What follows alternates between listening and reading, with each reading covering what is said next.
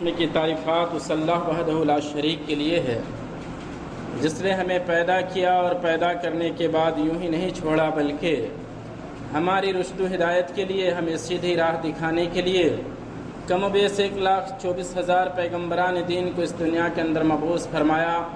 ان میں ہمارے آخری نبی، آخری کڑی جناب محمد الرسول اللہ صلی اللہ علیہ وسلم ہیں۔ ان پر ہزاروں ہزار درود و سلام نازل ہو، اللہم بارک وسلم۔ محترم حضرات، آج کے اس خطبہ جمعہ میں ہم جس عنوان کے تحت خطاب کریں گے وہ ہے مشورے کی اہمیت۔ مشورہ یقیناً ایک بہت اہم چیز ہے، سنت نبوی صلی اللہ علیہ وسلم ہے، قرآن میں بھی مشورے کا حکم ہے، رسول اللہ صلی اللہ علیہ وسلم نے بھی اپنی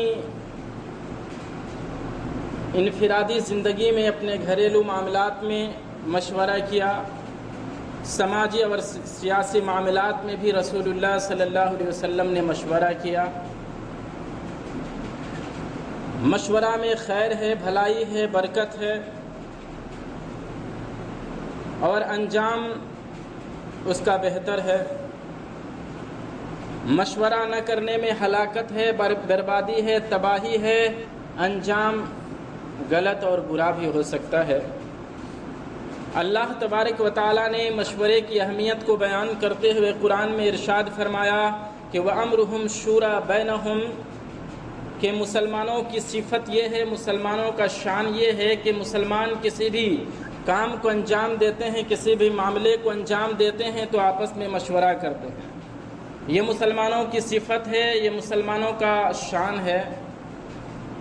اور مشورے کی اہمیت کا پتہ اس چیز سے بھی لگایا جا سکتا ہے کہ اللہ تبارک و تعالیٰ نے قرآن میں ایک سورہ شورى نازل کیا ہے، اور اسی سورہ شورى کی آیت ہے کہ وَأَمْرُهُمْ شُورَى بَيْنَهُمْ، کہ مسلمانوں کی شان، ان کی صفت ہے کہ مسلمان کسی بھی معاملے کو انجام دیتے ہیں، کام کو انجام دیتے ہیں تو آپسی مشورے کے بعد انجام دیتے ہیں۔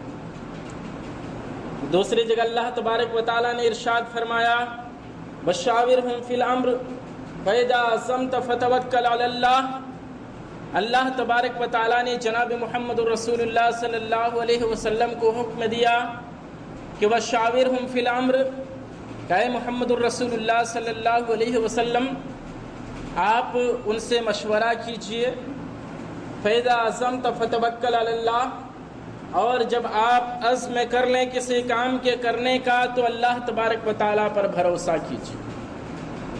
اس آیت میں 3 باتیں اہم ہیں مشورے کے تعلق سے، اور کسی کام کو انجام دینے سے پہلے 3 باتوں کا ہونا، 3 کام کا ہونا لازمی اور ضروری ہے، تبھی وہ کام بہترین طریقے سے انجام پا سکتا ہے، ورنہ اس کام میں ہلاکت، بربادی، تباہی، ندامت، شرمندگی کچھ بھی ہو سکتا ہے۔ وہ 3 کام کیا ہے؟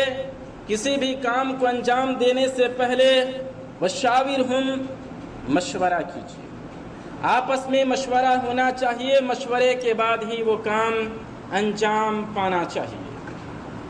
دوسرا، جب مشورہ ہو گیا اور مشورے میں ایک بات طے ہو گئی کہ ہمیں یہ کرنا ہے تو پھر اس پر عزم مصمم ہونا چاہیے، پھر ادھر ادھر ٹلنا اور کبھی ادھر کا جھکاؤ کبھی ادھر کا جھکاؤ نہیں۔ فَإِذَا عَزَمْتَ، جب آپ عزم کر لیں، جب طے ہو گیا کہ معاملے کو اس طرح سے انجام دینا ہے تو پھر جھکاؤ نہیں بلکہ ٹکاؤ ہونا چاہیے اور پورا عزم مصمم ہونا چاہیے۔ اور پھر مشورہ ہو گیا، عزم مصمم ہو گیا، پکا ارادہ ہو گیا، فَتَوَكَّلْ عَلَى اللَّهِ، تو پھر اللہ پر بھروسہ کیجیے۔ تو یہ 3 کام، یہ 3 باتیں، یہ 3 کام کسی بھی امور کو انجام دینے سے پہلے ہونا چاہیے، تبھی وہ بہتر طریقے سے انجام پاتا ہے، ورنہ ندامت، شرمندگی، ناکامیابی کچھ بھی ممکن ہے۔ پہلا مشورہ، دوسرا عزم مصمم، اور تیسرا اللہ تبارک و تعالیٰ پر بھروسہ۔ یہ تین باتیں ہونی چاہیے کسی کام کو انجام دینے سے پہلے۔ مشورے کے کیا فائدے ہیں؟ مشورے کا فائدہ یہ ہے کہ یہ سنت نبوی ہے، اور سنت نبوی پر عمل کرنا یہ عبادت ہے۔ مشورے کا ایک فائدہ یہ ہے کہ اگر کوئی حاکم، کوئی سردار، کوئی مالک، کوئی مختار جب چند لوگوں کو لے کر کے مشورہ کرتا ہے تو تمام لوگوں کی دلجوئی ہوتی ہے، تمام لوگ خوش ہو جاتے ہیں کہ ہمیں بھی اس قابل سمجھا گیا کہ ہمیں بھی مشورے میں شامل رکھا گیا، اور وہ اپنی طرف سے اچھی رائے رکھتے ہیں، اور لوگوں کے اندر، لوگوں کے دلوں میں کون سی بات ہوتی ہے وہ بات بھی سامنے آتی ہے، تو لوگوں کی دلجوئی ہوتی ہے، لوگ اس سے خوش ہوتے ہیں۔ مشورے کا ایک فائدہ یہ ہے کہ مشورے سے اصل بات سامنے آتی ہے، لوگوں کے خیالات کیا ہیں، لوگوں کے نظریات کیا ہیں، لوگوں کے خیالات اور نظریات سامنے آتے ہیں۔ اللہ کے رسول صلی اللہ علیہ وسلم نے غزوہ بدر کے موقع پر جب مسلمان 313 تھے اور مسلمانوں کا کافروں سے لڑنے کا کوئی پلان اور ارادہ نہیں تھا، اچانک مشرکین کی 1000 تعداد مسلمانوں پر ٹوٹ پڑی اور مسلمانوں سے جنگ کے لیے وہ تیار ہو گئے، اور ان کے پاس لڑنے کے لیے اس وقت کے جتنے بھی آلات ہو سکتے تھے ان کے پاس موجود تھا۔ پوری تیاری کے ساتھ مسلمانوں سے لڑنے کے لیے مشرکین 1000 کی فوج لے کر کے آ گئے، مسلمان 313 تھے، ان کے پاس لڑنے کا کوئی پلان نہیں تھا۔ یہ تو بس ابو سفیان کے قافلے کو روکنے کے لیے گئے تھے۔ اب اللہ کے رسول صلی اللہ علیہ وسلم نے جب اس حالت کی نزاکت کو دیکھا، آپ صلی اللہ علیہ وسلم نے فوراً مشورے کے لیے صحابہ اکرام کو اکٹھا کیا اور صحابہ اکرام سے رائے جاننا چاہا، صحابہ اکرام سے مشورہ لیا، ان کی رائے، ان کے نظریات، ان کے خیالات کو جاننا چاہا۔ آپ صلی اللہ علیہ وسلم کے پاس 313 لوگوں میں اوس اور خزرج کے لوگ، آپ صلی اللہ علیہ وسلم کے پاس 313 لوگوں میں انصار اور مہاجرین تھے۔ آپ صلی اللہ علیہ وسلم نے کہا کہ مشورہ دو۔ مقداد بن عمرو رضی اللہ تعالیٰ عنہ جو مہاجرین میں سے تھے اٹھے اور کہا کہ اللہ کے رسول صلی اللہ علیہ وسلم، آپ اس اہم معاملے میں آپ ہماری رائے جاننا چاہتے ہیں، آپ ہماری رائے کو سنیے۔ اے اللہ کے رسول صلی اللہ علیہ وسلم، ہم نے ایک اللہ کو مانا ہے، ایک اللہ کا کلمہ پڑھا ہے، آپ کی رسالت کو مانا ہے، آپ کو اپنا رسول تسلیم کیا ہے۔ اے اللہ کے رسول صلی اللہ علیہ وسلم، اس جنگ کے موقع پر آپ ہم سے رائے جاننا چاہتے ہیں تو سنیے، ہم آپ کے ساتھ چلنے کے لیے تیار ہیں، آپ ہمیں جہاں لے کر کے چلیں گے۔ ہم وہ نہیں کہ موسیٰ علیہ السلام کی قوم نے موسیٰ علیہ السلام سے، اس وقت جب موسیٰ علیہ السلام نے اپنی قوم سے کہا کہ چلو دشمنوں سے لڑتے ہیں، موسیٰ علیہ السلام کی قوم نے اپنے نبی سے کہہ دیا اذهب انت وربك فقاتلا انا هاهنا قاعدون، آپ جائیے، آپ کا رب جائے، ہم نہیں جائیں گے، ہم یہیں بیٹھے رہیں گے۔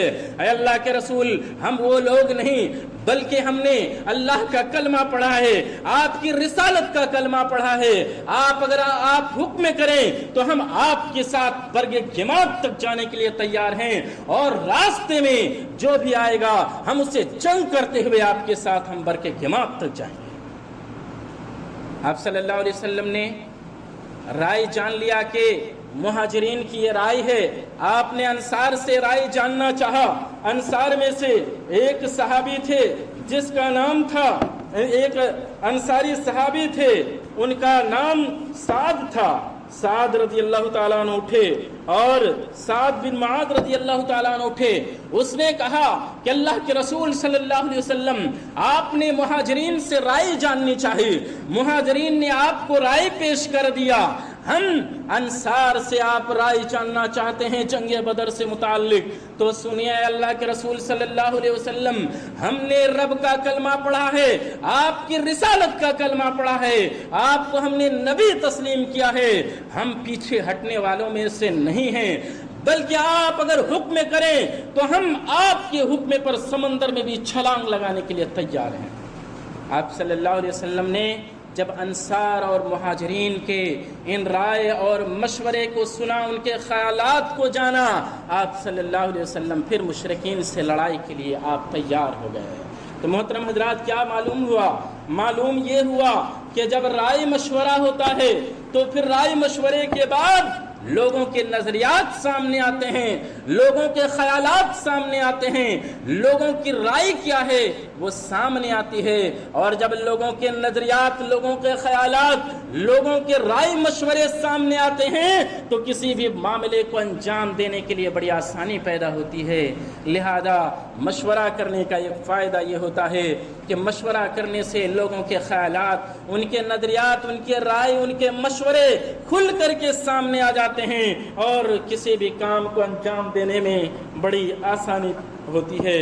اسی طرح سے رائے و مشورہ کرنے کا ایک فائدہ یہ ہے کہ وہاں بیٹھے مجلس میں جب مختلف لوگ مختلف طرح کے رائے مشورے پیش کرتے ہیں تو ایک دوسرے کے عقل و دماغ میں کیا اضافہ ہوتا ہے۔ لوگ اس پہلو سے، اس جس معاملے کو لے کر کے رائے مشورہ ہو رہا ہے، اس کے نکات کو، اس کے نقطے اور اس کے پوائنٹ کو سننے کا لوگوں کو موقع ملتا ہے۔ ایک آدمی جب اپنا پوائنٹ پیش کرتا ہے، دوسرا پیش کرتا ہے، تیسرا پیش کرتا ہے تو لوگوں کے عقل و دماغ میں اس وقت اضافہ ہوتا ہے۔ اور اسی طرح سے جب رائے مشورے کے بعد کوئی کام انجام دیا جاتا ہے تو وہ بہتر ہوتا ہے۔ اگر خدا نہ خواستہ رائے و مشورے کے بعد کام بگڑ جائے تو کام کرنے والا جو سردار ہے، جس کے ہینڈل میں وہ کام دیا گیا ہے، اگر کام بگڑ گیا تو لوگ اکیلے اس کو ہی رسوا اور ملامت نہیں کرتے ہیں، بلکہ تمام لوگوں کی رائے سے وہ کام ہوا تھا۔ اس لیے جس کے ہاتھ میں کمان ہے وہ اکیلے بدنام نہیں ہوتا ہے۔ اس لیے رائے مشورے کی بہت زیادہ اہمیت ہے۔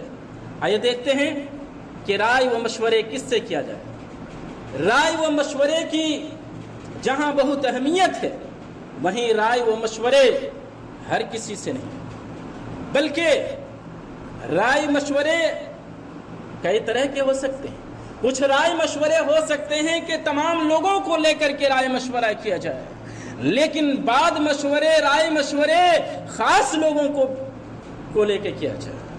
اللہ کے رسول صلی اللہ علیہ وسلم کی حدیث سے ہم کو پتہ چلتا ہے کہ رائے مشورے جب خاص معاملہ ہو، بڑا معاملہ ہو، اہم معاملہ ہو تو کیسے لوگوں کو لے کر کے رائے مشورے کیا جائے۔ رائے مشورہ ایک بہت اہم چیز ہے۔ اللہ کے رسول صلی اللہ علیہ وسلم نے ارشاد فرمایا کہ المستشار مؤتمن، رائے مشورے ایسے آدمی سے لیا جائے جو امانت دار ہو۔ امانت دار آدمی سے رائے مشورہ لیا جائے۔ جو خیانت کرنے والا ہو ایسے لوگوں سے رائے و مشورہ نہ کیا جائے۔ المستشار مؤتمن، آپ صلی اللہ علیہ وسلم نے بیان کیا کہ رائے مشورہ دینے والا امانت دار ہوتا ہے، لہذا امانت دار آدمی سے رائے مشورہ لیا جائے، خیانت کرنے والے لوگوں سے رائے مشورہ نہ لیا جائے۔ اس کے خلفائے راشدین کی زندگی میں، آپ صلی اللہ علیہ وسلم کی زندگی میں کئی مثالیں ملتی ہیں کہ رائے مشورے امانت دار آدمی سے لیا جائے۔ اسلامی دنیا کے ایک بہت بڑے قاضی جس کا نام قاضی شریح ہے، قاضی شریح کی عدالت میں، قاضی شریح کے پاس زیاد جو ایک ظالم حکمراں تھا، لوگ اسے بد دعائیں دیا کرتے تھے۔ بسا اوقات لوگوں کے بد دعا سے زیاد کے ہاتھ میں زہریلا پھوڑا نکلا اور اس پھوڑا کی وجہ سے پریشان ہو گیا۔ وہ قاضی شریح کے پاس آیا اور قاضی شریح سے مشورہ طلب کیا کہ میرے ہاتھ میں زہریلا پھوڑا نکل چکا ہے، کیا میں اپنے ہاتھ کو کٹوا دوں؟ قاضی شریح نے کہا کہ ہاتھ مت کٹواؤ بلکہ علاج کے کوئی دوسرے طریقہ کو اپناؤ۔ جب زیاد قاضی شریح کے پاس سے مشورہ لے کر کے چلا گیا، لوگوں نے قاضی شریح کو ملامت کرنا شروع کیا، کہا کہ ایسے ظالم آدمی جب آپ کے پاس مشورہ لینے کے لیے آیا تھا، آپ ان کو ایسا مشورہ دیتے کہ ہاتھ کٹوا لو، اور اس طرح سے اس کا ہاتھ برباد ہو جاتا۔ ایسے آدمی کو تو ہاتھ کٹوانے کا مشورہ دینا چاہیے تھا۔ قاضی شریح نے کہا کہ میں بھی چاہتا ہوں کہ ایسے آدمی کا آج ہاتھ کٹے تو کل پاؤں کٹے، لیکن رسول اللہ صلی اللہ علیہ وسلم کی حدیث ہے، المستشار مؤتمن، مشورہ دینے والا امانت دار ہوتا ہے، مشورہ دینے والے کو امانت دار ہونا چاہیے۔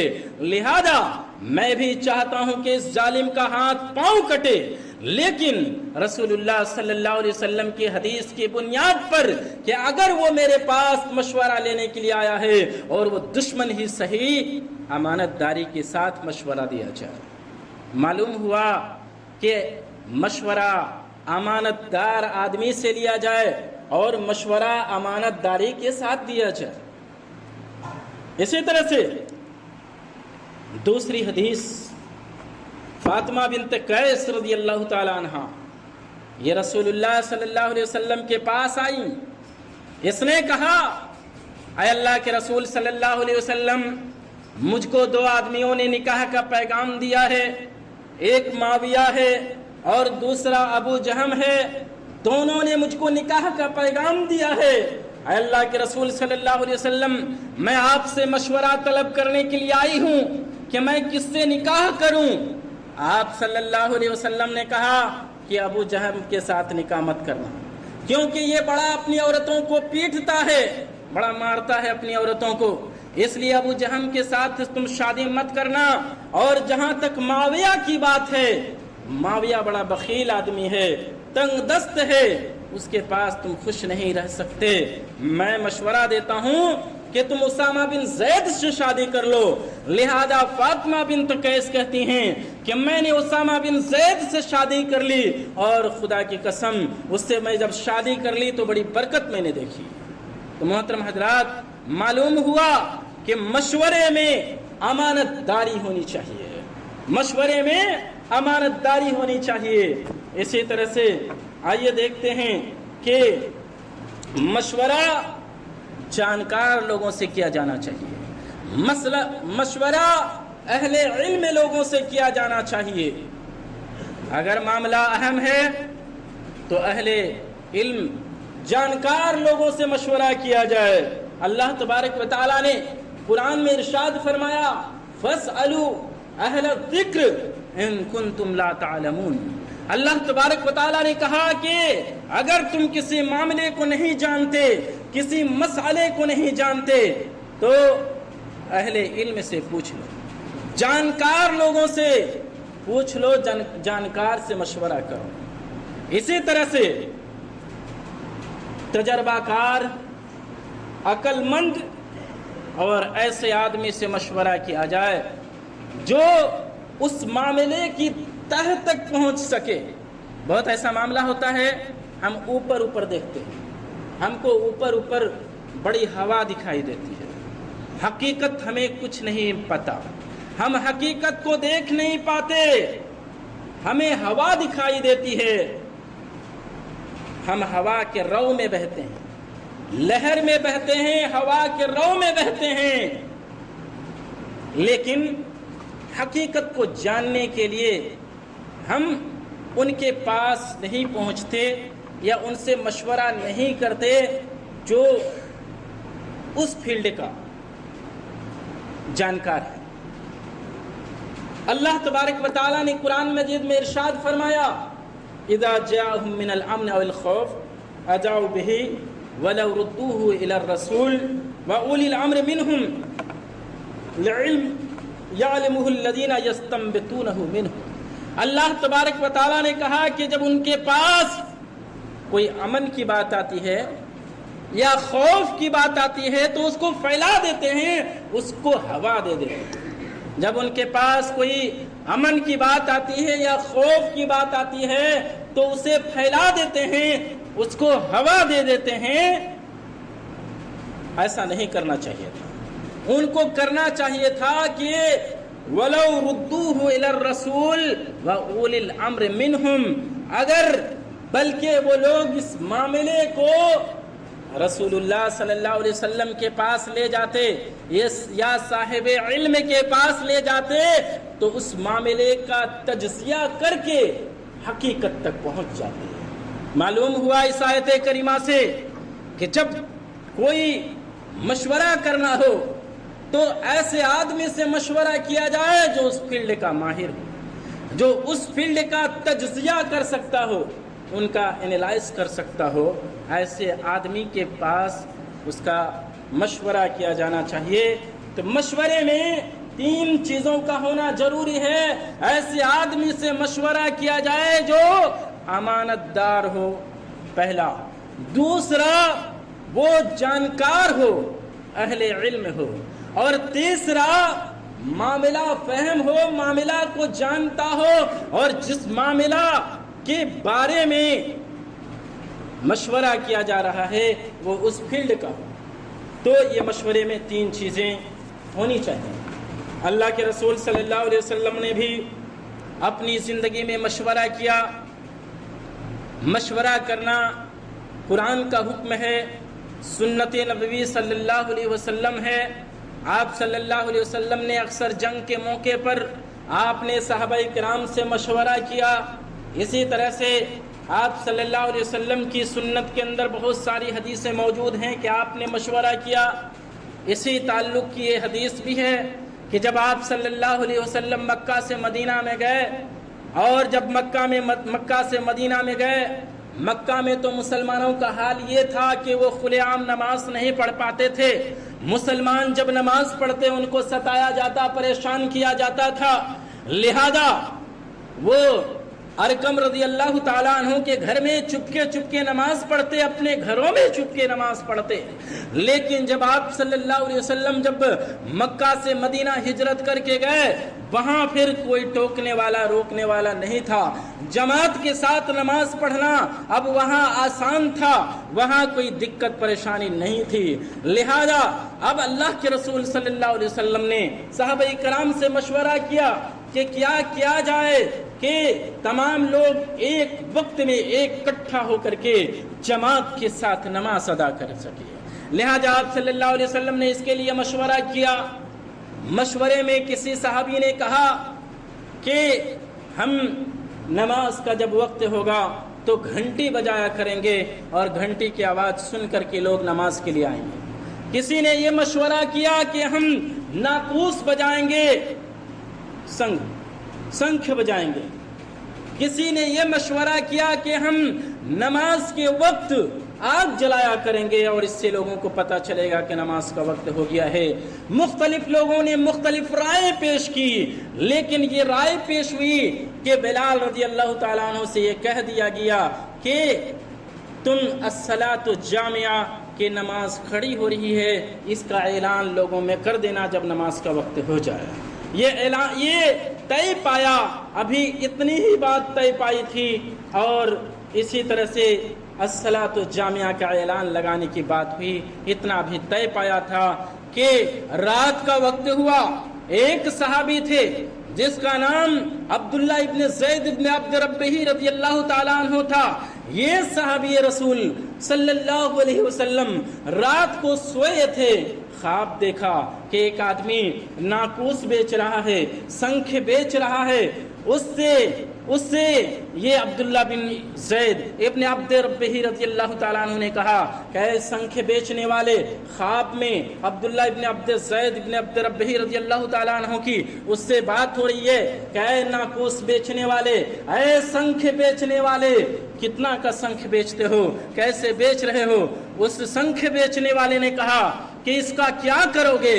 کہا کہ نماز کے وقت لوگوں کو شنکھ سے نماز کے وقت کا اعلان کیا جائے گا۔ اس شنکھ بیچنے والے نے اس کو کہا کہ کیا میں اس سے بہتر چیز نہ بتاؤں، اور اس نے آذان کے کلمات عبداللہ ابن زید ابن عبد ربہ رضی اللہ تعالیٰ عنہ کو سکھایا۔ جب صبح کا وقت ہوا وہ اللہ کے رسول صلی اللہ علیہ وسلم کی خدمت میں حاضر ہوئے اور اس نے کہا کہ اللہ کے رسول صلی اللہ علیہ وسلم میں نے ایسا خواب دیکھا ہے اور میں نے ایسا خواب دیکھا ہے۔ رسول اللہ صلی اللہ علیہ وسلم نے کہا کہ یقیناً یہ خواب برحق ہے اور یہ خواب اللہ تبارک و تعالیٰ کی طرف سے ہے۔ اور پھر عبداللہ ابن زید ابن عبد ربہ رضی اللہ تعالیٰ عنہ سے رسول اللہ صلی اللہ علیہ وسلم نے کہا کہ تم بلال رضی اللہ تعالیٰ عنہ کو یہ اذان کے کلمات سکھا دو۔ اور بلال رضی اللہ تعالیٰ عنہ کی آواز بلند ہے، اس کی آواز میں مٹھاس اور سریلی ہے، حلاوت اور چاشنی ہے، وہ اس اذان کے کلمات کو پکاریں گے۔ جب بلال رضی اللہ تعالیٰ عنہ اذان دینے کے لیے کھڑے ہوئے اور اذان دینے لگے، اسی وقت عمر بن خطاب رضی اللہ تعالیٰ عنہ جو اپنے گھر میں چادر لپیٹ کر کے سو رہے تھے، وہ اچانک اس اذان کے کلمات کو سنے اور سننے کے بعد فوراً اٹھے، اپنی چادر کو کسی طرح سے لپیٹے اور چادر گھسٹ رہی تھی زمین پر، فوراً پہنچے اور کہا کہ رسول اللہ صلی اللہ علیہ وسلم آج کی رات میں نے اسی طرح کے اذان اور اسی طرح کے کلمات کو خواب میں دیکھا ہے۔ اللہ کے رسول صلی اللہ علیہ وسلم نے کہا کہ یہ خواب یقیناً برحق ہے، اللہ کی طرف سے ہے، اور پھر اذان کے وہی کلمات مقرر ہو گئے جو آج ہم اذان میں پکارتے ہیں۔ تو محترم حضرات، ہم نے دیکھا اس واقعات میں اور اس طرح کے بہت سارے واقعات قرآن حدیث کے اندر موجود ہیں، جس سے پتہ چلتا ہے کہ آپ صلی اللہ علیہ وسلم نے اہم معاملات کے اندر صحابہ کرام سے مشورہ لیا ہے۔